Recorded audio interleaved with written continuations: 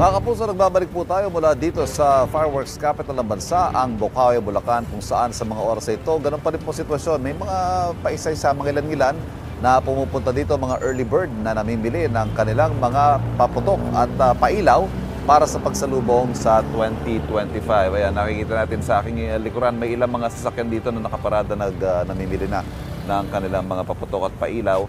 May nakikita tayo, maramihan yung mga niloload nila sa kanilang mga sasakyan. Meron na mga paisa-isa lang.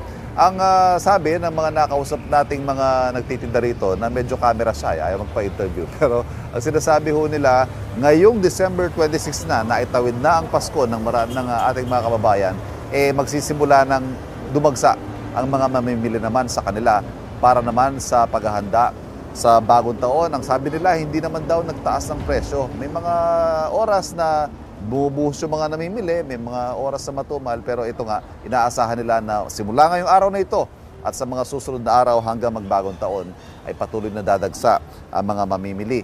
Para sa mga nagbabalak na mamili ng mga paputok at pailaw, ito ho mga presyo, anywhere from a few hundreds to several thousands, depende ho sa budget ninyo.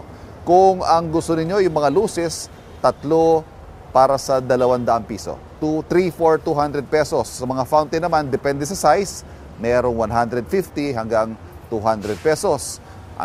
Kung ang gusto naman ninyo ay yung mga pangmalakasan, yung mga aerial na tinatawag, mga paputok, mga pailaw, 1,000 pesos pataas po ang kailangan ihanda para mabili ang mga paputok at pailaw na yan.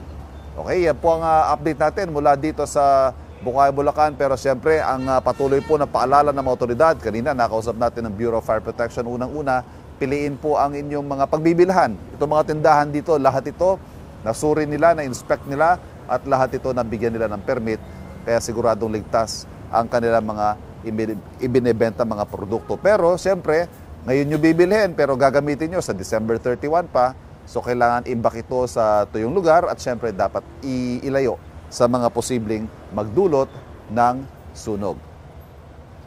Kapuso, huwag magpapahuli sa latest news and updates. Mag-iuna ka sa balita at mag-subscribe sa YouTube channel ng GMA Integrated News.